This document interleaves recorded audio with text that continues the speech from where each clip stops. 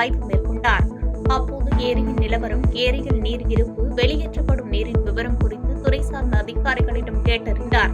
உடன் அமைச்சர் தாமு அன்பரசன், காஞ்சிபுரம் மாவட்ட ஆட்சித்தலைவர் கலைச்செல்வி மோகன் மற்றும் பொதுப்பணித்துறை அதிகாரிகள் இருந்தனர். இதைத் தொடர்ந்து செய்தியாளர்களுக்கு பேட்டியளித்த துணை முதலமைச்சர் உதயநிதி ஸ்டாலின், முன்னெச்சரிக்கை நடவடிக்கைகளை அரசு தொடர்ந்து கண்காணித்து வருவதாகவும் பொதுமக்கள் அச்சம் கொள்ள தேவையில்லை என்றும் தெரிவித்தார். மேலும் மழைக்காலங்களில் அரசு எடுக்கும் நடவடிக்கைகளுக்கு பொதுமக்கள் ஒத்துழைப்பு அளிக்க வேண்டும் என கேட்டுக் கொண்டார்.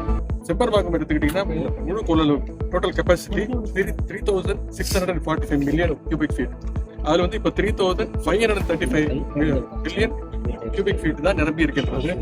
செம்பரப்பாக்கம் வினாடிக்கு 32,000 கியூபிக் ஃபீட் தண்ணீர் வெளியேற்றலாம். அந்த இடத்துல இருந்து தற்பொழுது 4632 கியூபிக் ஃபீட் தண்ணீர் மட்டும்தான் வெளியேற்றப்பட்டு வருகிறது. அதே போல புழல் ஏரியின் முழு கொள்ளளவுல 90% இன்னைக்கு ஃபுல்லா இருக்கு. புழல் ஏரியிலிருந்து வினாடிக்கு 7200 கன அடி தண்ணீரை வெளியேற்றலாம். ஆனால் இன்னைக்கு தற்பொழுது வினாடிக்கு 709 கியூபிக் ஃபீட் தண்ணீர் மட்டுமே வெளியேற்றப்படும் முறையில் இவை அனைத்து இடங்களிலுமே வாய்க்காலில் முழு கொள்ளளவுக்கு உட்பட்டு நீர் வெளியேற்றப்பட்டு வருகின்றது. நீர் வெளியேற்றப்பட்டு வருவது தொடர்பான எச்சரிக்கை நீர்வளத்துறை மற்றும் மாவட்ட நிர்வாகம் மூலம் தொடர்ச்சியாக நேற்று இரவிலிருந்து விடுக்கப்பட்டுள்ளது. இதுக்கு முழுக்க முன்னெச்சரிக்கை நடவடிக்கை தான். இதனை அரசு தொடர்ந்து கண்காணித்துக் கொண்டிருக்கிறது. எனவே இந்த நேரத்தில் பொதுமக்கள் யாரும் எந்த விதமான அச்சமோ பயமோ தேவையில்லை.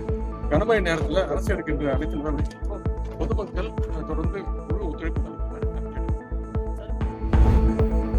மூங்கில் துறைப்பட்டு அருகே வெள்ள நீரில் அடித்து செல்லப்பட்ட மின்துறை அலுவலக ஊழியரை தேடும் பணி சுமார் 15 மணி நேரத்திற்கு மேலாக நீடித்ததால் அப்பகுதியில் பரபரப்பு நிலவியது. கள்ளக்குறிச்சி மாவட்டம் மூங்கில் துறைப்பட்டு காமராஜர் நகர் பகுதியைச் சேர்ந்த திலீப்குமார் மூங்கில் துறைப்பட்டு இளநிலை மின்துறை அலுவலகத்தில் தினக்கூலி அடிப்படையில் தற்காலிக பணியாளராக வேலை செய்து வந்தார். இந்த நிலையில் தென்பண்ணை ஆற்றங்கரையில் இருந்து மற்றொரு கரையான வாயவச்சானூர் பகுதிக்கு மின்சார உபகரண பொருட்களை எடுத்து செல்லும் போது வெள்ள நீரில் அடித்து செல்லப்பட்டதாக கூறப்படுகிறது. இதைத் தொடர்ந்து தீயணைப்புத் துறையினர் சுமார் 15 மணி நேரத்திற்கு மேலாக திலீப்குமாரை தேடும் பணியில் தீவிரமாக ஈடுபட்டனர். வெள்ள எச்சரிக்கை விடுத்தும் வேலைக்கு உட்படுத்திய மின்சாரத்துறையினர் மீதும் நடவடிக்கை எடுக்க வலியுறுத்தி ஆத்திரமடைந்த அவரது உறவினர்கள் திருவண்ணாமலை தேசிய நெடுஞ்சாலையில் சாலை மறியல் செய்தனர். பிறகு மூங்கில் துறைப்பட்டு இளநிலை மின்துறை அலுவலர்கள் திலீப்குமார் பணிக்கு வரவில்லை என்றும் நீரில் மீன்பிடிக்க சென்றதாக தெரிவித்துள்ளனர். இதனால் ஆத்திரமடைந்த அவரது உறவினர்கள் மூங்கில் இளநிலை மின்சாரத்துறை அலுவலகத்தை முற்றுகையிட்டும் ஆர்ப்பாட்டத்தில் ஈடுபட்டனர். இதனால் அப்பகுதியில் பரபரப்பும் பதட்டமான சூழலும் நீடித்தது. திருக்கழுகுன்றம் அருகே கள்ளக்காதலை கண்டித்ததால் மாமியாரை கழுத்தை நிறுத்தி கொலை செய்த மருமக்கள், அவரது தோழி மற்றும் கள்ளக்காதலன் என 3 பேர் கைது செய்யப்பட்டனர். செங்கல்பட்டு மாவட்டம் திருக்கழுகுன்றம் அருகே நெரும்பூர் பகுதியைச் சேர்ந்த லட்சுமி என்பவரது மகன் ராஜசேகர். இவருக்கு அமுல் என்ற மனைவி உள்ளார். இந்நிலையில் ராஜசேகர் நெல் அறுவடை செய்யும் இயந்திரத்தில் ஓட்டுநராக பணியாற்றி ஆந்திராவில் தங்கி பணியாற்றி வந்துள்ளார். 2 மாதத்திற்கு ஒருமுறை ராஜசேகர் வீடு திரும்புவதாக கூறப்படுகிறது. இந்நிலையில் ராஜசேகரின் மனைவி அமுல் அதே பகுதியைச் சேர்ந்த சரவணன் என்பவரோடு பழகி திருமணத்திற்கு மீறிய உறவில் இருந்து வந்துள்ளார்.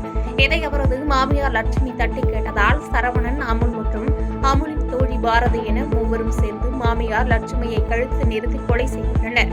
சரவணன், அமுல் மற்றும் அமுலின் தோழி பாரதி என 3 சேர்ந்து மாமியார் லட்சுமியை கழுத்தை நிறுத்தி கொலை செய்துள்ளனர்.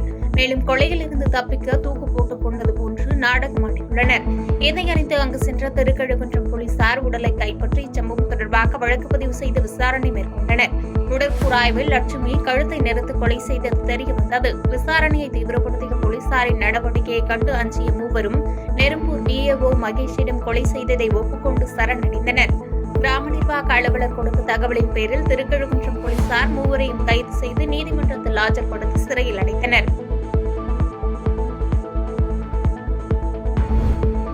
மதுரவாயல் எம்ஜிஆர் பல்கலைக்கழகம் அருகே அடையாளம் பட்டு போகும் தரைப்பாலம் கனமழை காரணமாக முழுவதுமாக வெள்ள நீரில் மூழ்கிய நிலையில் சொகுசு கார் ஒன்று வெள்ள நீரில் ஆபத்தை உணராமல் கடக்க முயன்றபோது கார் வெள்ளத்தின் வேகத்தில் அடித்து செல்லப்பட்டு தடுப்புகளில் இடித்து சிக்கியது. அதில் சிக்கி உயிருக்கு போராடிய சுனில் வர்கீஸ் என்பவரை மதுரவாயல் போலீசார் கார் கண்ணாடியை உடைத்து வெள்ளத்திலிருந்து பத்திரமாக அவரை மீட்டனர். இது தொடர்பான காட்சி தற்போது வெளியாகி பரபரப்பை ஏற்படுத்தியுள்ளது.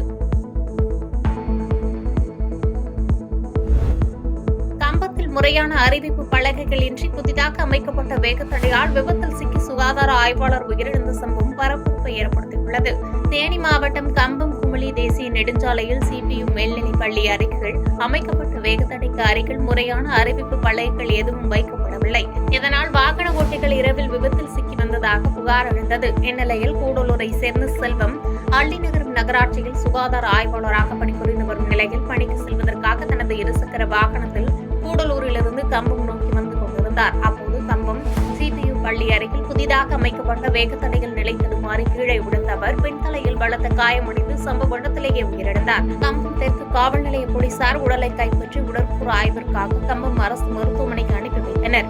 இந்த நிலையில் சம்பந்தப்பட்ட வேகத்தடையால் ஏராளமான விபத்துகள் நடப்பதால் நெடுஞ்சாலைத்துறை கவனத்தில் கொண்டு வேகத்தடையை அப்புறப்படுத்த வேண்டும் அல்லது முறையான அறிவிப்பு பலகை வைக்க வேண்டும் என்று சமூக ஆர்வலர்கள் கோரிக்கை வைத்துள்ளனர்.